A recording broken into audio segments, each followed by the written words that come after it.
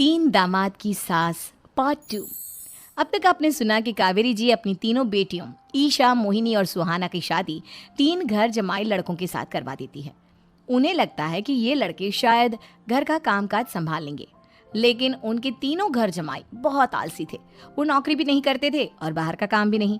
कावेरी जी ने अपनी बेटियों से कहा कि वो प्रेगनेंसी का बहाना बनाकर अपने पतियों को सबक सिखाए। अब सुनिए आगे। मम्मी, आपने जैसा कहा था हमने वैसा ही किया, लेकिन देखिए ना, विवेक का हाल तो वैसा का वैसा ही है। घर में ना सुबह का नाश्ता बनता है और ना खाना। नौकरी पर जाने की बात करूं तो खाने को दौड़ते हैं मुझे। हाँ मम्मी, मैंने भी सुमित को कितनी बार कहा कि अगर नौकरी नहीं करनी तो कोई छोटी सी दुकान ही खोल लो। घर का खर्चा कैसे चलेगा? देखो, दोपहर के 12 बजने आए और जनाब अभी तक सो रहे हैं। हाँ मम्मी, ईशा और सुहाना ठीक कहती हैं। अविनाश का भी यही हाल है। जब मैंने अपनी प्रेगनेंसी के बारे में कहा तो मुझसे कहने लगा, अरे दूसरी लड़कियां तो 9-9 महीने तक नौकरी करती है, बस डिलीवरी के टाइम छुट्टी लेती है। मोहिनी, तुम भी नौकरी करो। अब मुझे कहाँ नौकरी मिलेगी? मम्मी बताओ, अब मैं क्या करूँ? हे भगवान, क्या सोचकर घर जमाई दामाद लाई थी मैं कि मेरी बेटियां मेरे पास रहेंगी और खुश रहेंगी, लेकिन इन आलसी दामादों ने तो हमारी जिंदगी को भी प्रॉब्लम में डाल दिया है। मैं तो कहती हूँ मम्मी, हम लोग वापस अपनी जॉब पर जाना शुरू कर देते हैं। बता देते हैं इन लोगों को कि हमने प्रेगनेंसी का बहाना किया है। नहीं नहीं बेटा, ऐसी गलती भी मत करना। अगर तुमने ऐसा किया तो इन तीनों की आदत और ख़राब हो जाएगी। अरे आज नहीं तो कल कभी तो तुम प्रेग्नेंट होगी, तब वापस यही प्रॉब्लम आएगी। तब क्या करोगी तुम तीनों?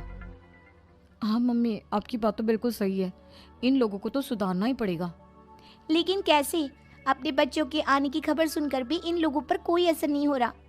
पैसे कमाने के लिए घर से बाहर निकलना ही नहीं चाहते ये तीनों। अब मेरे दिमाग में एक प्लान आया है। तुम तीनों चिंता मत करो, उन तीनों को बुलाओ, फिर मैं बात करती हूँ। थोड़ी देर बाद कावेरी जी अपने तीनों दामादों को सामने बुलाकर अपनी बात कहना शुरू करती हैं। अविनाश, सुमित और विवेक, देखो बेटा, मैं ना तुम तीनों से बड़ा प्यार करती हूँ, इसीलिए तो तुम्हें घर जमाई बना कर रखा है मैंने। अरे मम्मी जी, सीधे सीधे कहिए ना, क्या बात है? प्यार तो हम भी आपको बहुत करते हैं। अरे मम्मी जी, आपकी इज्जत भी बहुत करते हैं। अरे भाई, आपके जैसी सास और कमाने वाली बीवी सबको मिलती है क्या? हाँ मम्मी, विवेक और सुमित ठीक कह रहे हैं। आपकी बेटी से शादी करके मेरी तो ज़िंदगी ही अच्छी हो गई है। जानती हूँ मैं, और ये भी जानती हूँ कि तुम तीनों अपने अपनी बीवियों से बहुत प्यार करते हो। बेटा, बात ऐसी है कि हमारे कुल गुरु ने कहा है कि प्रेग्नेंट होने के बाद मेरी तीनों बेटियां शुरू के 4 महीने हमारे गांव में जाकर रहेगी, जहां मेरे चाचा जी रहते हैं। अरे लेकिन क्यों मम्मी, गांव में जाकर रहने की क्या ज़रूरत है इन तीनों को? वो क्या है ना बेटा, हमारे परिवार को एक श्राप है। अगर मेरी बेटियों ने यहाँ पर बच्चा पैदा करने की कोशिश की तो उनके बच्चों को कुछ भी हो सकता है। इसलिए अब से लेकर 4 महीने पूरे होने तक इन्हें गाँव वाले घर में रहना पड़ेगा। हाँ, तो इसमें प्रॉब्लम क्या है मम्मी जी? हम भी वहाँ जाकर रहेंगे, पिकनिक मनाएंगे। अरे भाई, बीवी जहाँ हम भी वहाँ। हाँ यार, आइडिया तो बहुत अच्छा है। शहर की ज़िंदगी में रह रहकर परेशान हो चुके हैं, अब कुछ दिन गांव में बिताएंगे। तुम लोग समझने की कोशिश क्यों नहीं करते? तुम में से कोई भी वहाँ नहीं जा सकता, और मैं यहाँ रहूँगी ना तुम तीनों के साथ। 4 महीने की तो बात है, उसके बाद ये तीनों ही लौट कर आ जाएंगी। ठीक है मम्मी जी, अब हमारे बच्चों का सवाल है तो ये तो करना ही पड़ेगा। कावेरी अपनी तीनों बेटियों को कुछ दिन के लिए घर से बाहर कहीं दूसरे शहर में रहने के लिए भेज देती है। कुछ दिनों के बाद, अरे मम्मी जी, बहुत दिन से पिज्ज़ा नहीं खाया, मंगवाइए ना। क्या बताऊं बेटा, पहले तो बेटियां खर्चा दे देती थी क्योंकि उनकी नौकरी थी, लेकिन अब तो मेरे पास पैसे ही नहीं बचे। थोड़े बहुत पैसे हैं जो बच्चों की डिलीवरी में काम आएंगे। लेकिन मम्मी जी, आपकी बेटियों को वापस आने में तो अभी बहुत वक्त बाकी है। वही सोच सोच कर परेशान हो रही हूँ। सोच रही हूँ कल से दूध भी बंद करवा देती हूँ। अब दूध वाले को देने के लिए पैसे भी तो नहीं है ना। अरे नहीं नहीं मम्मी जी, अगर दूध भी बंद करवा दोगी तो मुझे चाय कहाँ से मिलेगी? और चाय के बिना मैं तो मर ही जाऊंगा। क्या करूं बेटा, इसके अलावा हमारे पास कोई ऑप्शन नहीं है। मेरे पास पैसे ही नहीं बचे। इस तरह कावेरी जी धीरे धीरे अपने तीनों दामादों को पैसे देना बंद कर देती हैं और घर में खाने पीने की चीज़ें लाना भी बंद कर देती है। अब वो तीनों बुरी तरह से परेशान होने लगे थे, और इसलिए एक दिन तीनों प्लान करके घर से बाहर निकलते हैं। और बाजार में जाने के बाद, यार, अच्छा खाना खाए हुए कितने दिन हो गए, पता नहीं कब अच्छा खाना मिलेगा। हमारी बीवियों के जाने के बाद तो हमारी हालत भिखारियों जैसी हो गई है यार। कुछ भी हो, मुझे तो आज पिज्ज़ा खाना ही खाना है। जेब में 1 रुपया नहीं है और पिज्ज़ा खाएगा, कहाँ से आएंगे पैसे? अरे देख वहाँ सामने बोर्ड पर क्या लिखा हुआ है, कंप्यूटर पर काम करने के लिए एक आदमी की आवश्यकता है। भाई मैं तो जा रहा हूँ, काम करूँगा और शाम तक पैसे लाकर आराम से पिज्ज़ा खाऊंगा। जा जा, तुझे कोई काम नहीं देने वाला, हम तो घर जा रहे हैं। चल भाई सुमित।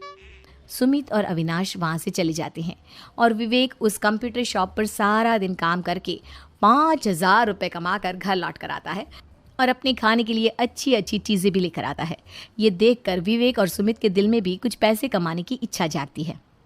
अरे सुबह सुबह कहाँ चल दिए तुम? मम्मी जी एक बहुत अच्छी जगह मिली है, कंप्यूटर पर काम करने के 5,000 मिले थे कल मुझे। अगर रोज़ काम करूँगा तो पूरे 40,000 की तनख्वाह। अरे वाह, ये तो बहुत अच्छी बात है दामाद जी, आपको जाना ही चाहिए। सुमित और अविनाश विवेक को इस तरह तरक्की करते देखकर परेशान हो जाते हैं और वो दोनों भी काम की तलाश में निकल पड़ते हैं। धीरे धीरे उन दोनों को भी काम मिल जाता है। अब कावेरी के तीनों दामाद छोटी मोटी नौकरी करके अच्छा पैसा कमाने लगे थे। एक दिन कावेरी उन्हें अपने पास बुलाती है। अरे वाह, विवेक 40,000 कमा लेता है, अविनाश 60,000 और सुमित तुम भी 40,000 के आसपास कमा ही लेते हो। कुल मिलाकर तुम अच्छे खासे पैसे कमा रहे हो बेटा। हाँ मम्मी जी, बहुत मज़ा आता है जब महीने के एंड में मोटी रकम हाथ में आती है। पूछिए मत मम्मी जी, घर में रहकर रोटी बना बना कर और तो जैसा महसूस होने लगा था मुझे तो। हाँ बेटा, तुम तीनों की बात तो बिल्कुल ठीक है। और जानते हो, अब तुम तीनों की पत्नियां भी वापस लौट कर आने वाली है। लेकिन मम्मी जी अभी तो उन्हें गए सिर्फ 2 महीने हुए हैं, आपने तो कहा था वो 4 महीने के बाद लौट कर आएंगी। ऐसा कुछ नहीं है बेटा, मैं सिर्फ तुम तीनों को सबक सिखाना चाहती थी कि आदमी घर में बैठकर बीवी की कमाई खाता हुआ अच्छा नहीं लगता। इस दुनिया में हर इंसान को मेहनत करनी चाहिए, काम करना चाहिए, चाहे वो औरत हो या आदमी, ताकि अपने परिवार को संभाल सके।